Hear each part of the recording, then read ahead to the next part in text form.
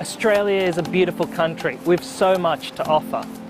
If you are coming to Australia for a holiday, to study, for work or business, you'll need to apply for an Australian visa. We're here to give you helpful information about applying for and being granted an Australian visa. The best place to start is the Australian Government Immigration website, which has lots of information about Australian visas.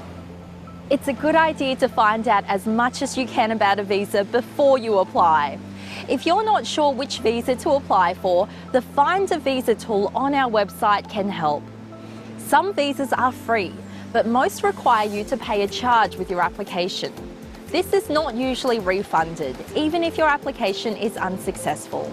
The information you provide in your application must be correct, complete, and include all supporting documents. If it doesn't, your application could be delayed or refused, costing you time and money. For most temporary entry visas, the application process is simple. You can create an IMI account and save time by applying for your visa application online. By using IMI account, you can submit, pay for, and manage all online visa applications in one place.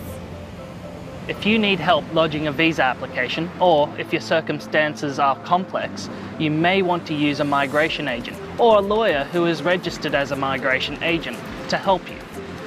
In Australia, anyone who provides migration advice for a fee or reward must be registered with the Office of the Migration Agents Registration Authority. The authority's website has more information and a list of registered agents. Remember, it is your application and your information, even if someone else is helping you. If you are granted a visa, you'll be able to legally enter and remain in Australia until a stated date or expiry date, and as long as you follow the conditions of your visa.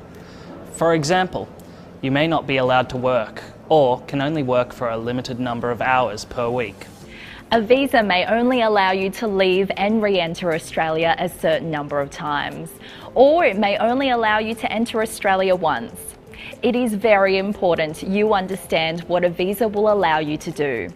Simply having a visa to enter Australia does not automatically mean you can work or study.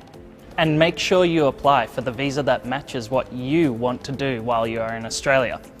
The department conducts checks, and there can be very serious consequences if you are found to have deliberately breached a visa condition. This includes having your visa cancelled or being banned from returning to Australia for up to 3 years.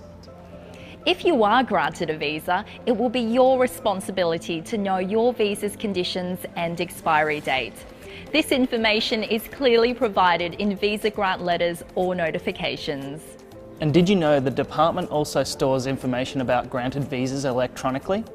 You can check your visa details at any time online using a free service known as Vivo, or Visa Entitlement Verification Online.